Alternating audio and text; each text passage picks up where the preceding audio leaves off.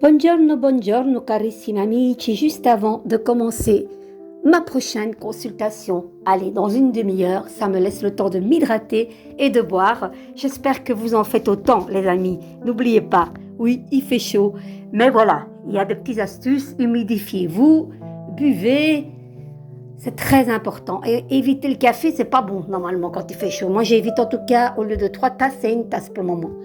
Bon, Carmen, ne fais pas ta... Hein. Bon, juste, c'est des petits conseils. Voilà. Alors les amis, aujourd'hui, pour accepter ma vraie nature un jour à la fois, voilà s'il pas. Est-ce que c'est français ça? Je doute. Allez, dans mon dictionnaire Larousse, ça doit exister.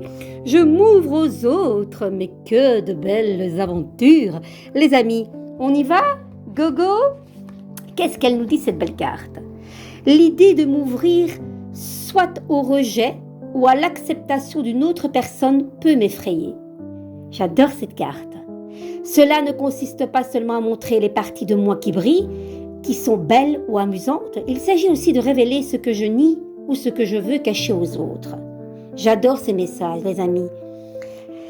Lorsque je m'aime totalement, je ne m'inquiète pas du rejet des autres et je m'épanouis dans ce lieu d'ouverture. Je réagis quand je me sens menacée, quand je crois que l'autre veut profiter de ma vulnérabilité pour s'en servir contre moi.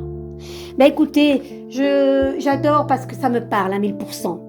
Et je pense que j'avais besoin de ce message, c'est juste incroyable.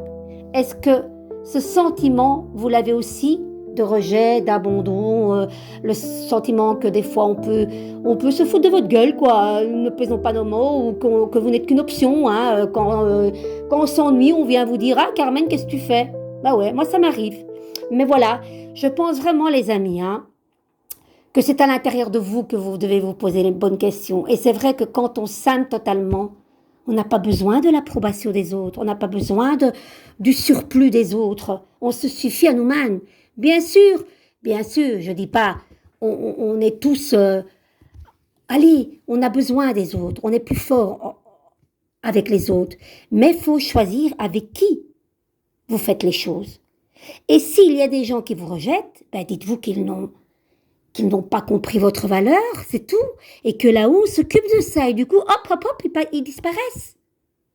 Sur le moment même, on peut dire, purée, quoi, qu'est-ce que j'ai fait, quoi. C'est incroyable. Et mais après, vous dites merci. Ben merci de ce rejet. C'est incroyable, j'adore. Merci mes anges, merci mes anges. Dites-moi en commentaire, ne soyez pas effrayés de dire ce que vous pensez dans les publications.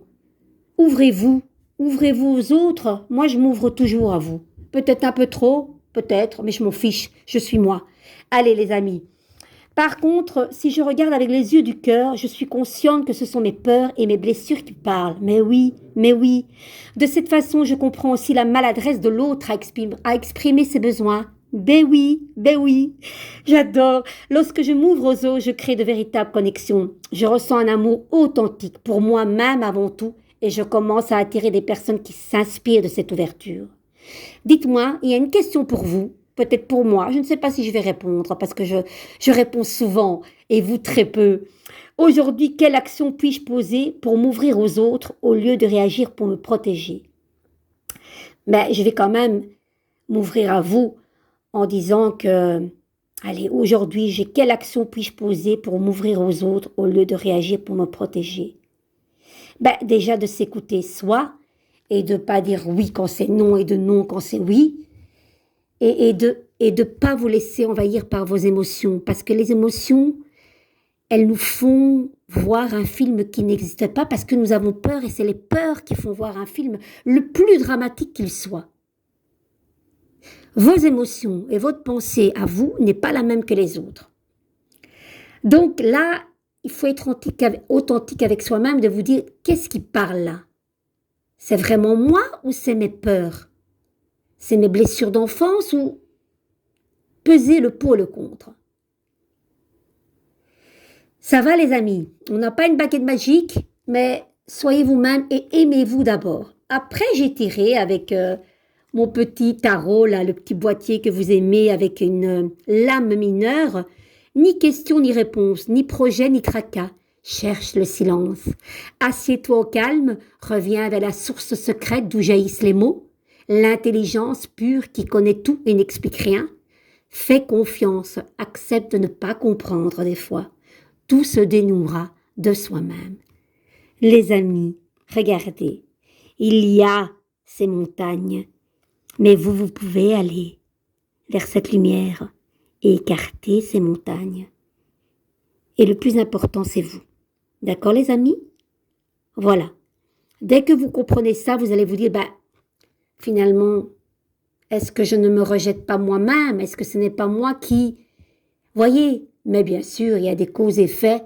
Et bien sûr, quand une personne n'est pas agréable ou bien qui vous fait passer pour son option ou une maladresse ou que sais-je, là, on vous demande de vous prioriser et de vous respecter. C'est important. Et les personnes qui vous rejettent, c'est parce qu'ils n'ont pas compris votre valeur. C'est tout. Et ils ne vous méritent pas. Dites-le vous tous les jours et vous allez voir, c'est magique. Alors, on va quand même prendre une carte avec mon tarot. Ça va, les amis? Allez. Quelle carte aujourd'hui? Ah, le diable. C'est les peurs. C'est vos peurs qui vous font douter de vous, les amis. Les peurs d'oser dire non. Et voilà, deux anges, l'ange déchu et l'ange terrestre, parce que la 14e lame du tarot, c'est le premier ange terrestre adulte de la carte. Et là, on vous demande d'équilibrer un petit peu avec votre côté angélique, votre part d'ombre, d'apaiser vos peurs, vos doutes, votre ego peut-être aussi. Oui, soyez doux avec votre côté obscur, ou peut-être autoritaire, ou peut-être saboteur, manipulateur, on a tout ça. Nos façons de saboter l'autre à nos manières, à petit degré, il y a ça. Vous savez, on peut manipuler, c'est comme un enfant qui va manipuler ses parents en étant doux, crémeux pour avoir le bonbon. Vous voyez ce que je veux dire? Il y a manipulation et manipulation. Mais voilà, il y a de tout dans le monde, on le sait. On ne vit pas dans un monde que angélique. Il y a aussi des petits démons farceurs. Voilà. Et là, on vous dit, apaise tout ça, arrose, équilibre ce côté ombreux et angélique, diable et ange. C'est fou parce que c'est la même chose en fait. C'est un peu le miroir. Prenez du recul, reposez-vous et soyez doux avec votre part d'ombre. Et tout ira bien. Et 14 et 15, ça fait combien? 14 et 10, ça fait 24, plus 5, 29, et c'est 11. 11, ça peut être la force ou la papesse. Voilà, la papesse, c'est la force. La force, c'est un petit peu la maîtrise de soi. Ça peut être aussi notre vulnérabilité, le fait de réagir en rugissant. Et puis, il y a la papesse qui vous dit, observe ton côté rugissant, apaise-le. Payer ses factures, c'est une chose, et mourir d'un cancer du côlon, c'est autre chose, les amis. Prenez du recul, silence, repos, et tout ira bien. Personnellement, j'ai adoré cette guidance, j'espère que vous aussi. Dites-moi un petit peu ce que vous en pensez. Je vous embrasse très fort. De gros bisouilles.